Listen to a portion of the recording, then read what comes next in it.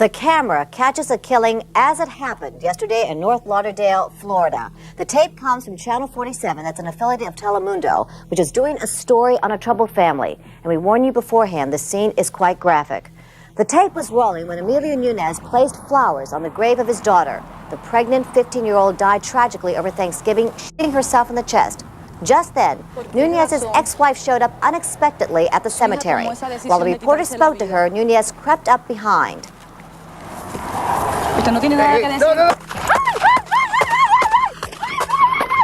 On January 18, 1993 in North Lauderdale, Florida, a Telemundo crew sets up beside a headstone. Their camera locked on 34-year-old Emilio Nuñez, a father speaking softly, almost rehearsed, about the daughter he lost. The reporter, Ingrid Cruz, holds the microphone steady while the cameraman, George Delgado, captures every blink, every breath. But Emilio's attention isn't on them. His gaze keeps drifting past the lens toward the cemetery road like he's waiting. Then, headlights. A car rolls slowly into the lot and stops. In the driver's seat, a woman in her early 30s, both hands gripping the wheel. 33-year-old Maritza Martin. She isn't there for the interview, she's there for her grave. Ingrid Cruz peels away from the tripod and walks over to her car. The mic lowers, Cruz leans into the window and begins asking questions in a quiet, professional tone.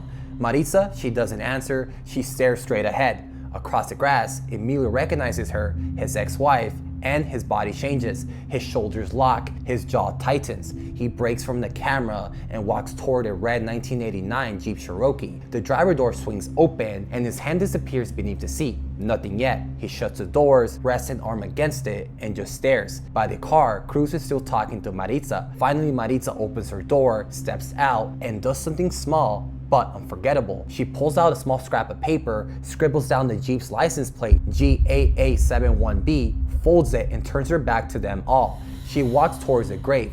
Cruz follows, still asking questions. That's when Emilio moves. He peels off from the Jeep, one hand hanging low at his side. His pace is slow, deliberate. Cruz is now standing between them, still facing Maritza. In the raw footage, it happens in 3 beats. His eyes lock on hers, his jaw sets, his shoulder dips. He shoves the reporter aside and steps into the space between them. The mic catches the first sound.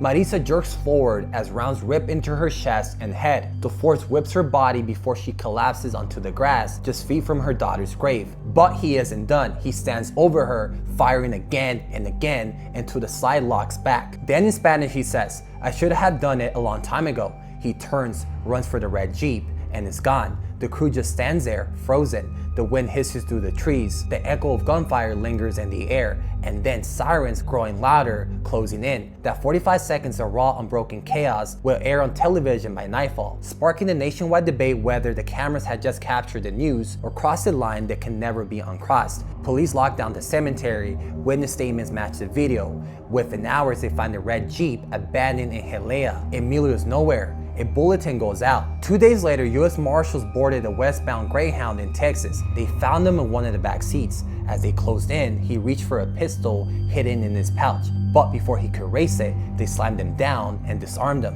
And guys, that's the surface story. But here's what's set underneath it. The part Emilio would not let go of. 2 months earlier, Thanksgiving Day, 1992, their 15-year-old daughter Yoandra had been found dead from a gunshot to the chest. The medical examiner determined she was about 13 weeks pregnant. In the weeks that followed, Emilio spiraled. He called producers at Telemundo, insisting that his ex-wife has something to do with it. He told neighbors, friends, anyone who would listen, that the day before the suicide, Maritza slapped her daughter after learning she was pregnant, and that slap helped push her over the edge. Police never proved this theory. They didn't even consider it their main lead. But Emilio wore it like armor, so when her car rolled into that cemetery on January 18, in his mind, this wasn't an accident. This was his moment. He had come with a 9mm semi-automatic pistol. He had stood in front of the camera, pretending to mourn while waiting for her to step close enough to kill. And when she did, he executed her at their daughter's grave in front of a reporter and a rolling camera. And guys, the trial moved slowly. In January 2000, a Broward County jury found Emilio Nuñez guilty of first-degree murder. The judge sentenced him to life in prison with a chance of parole after 25 years.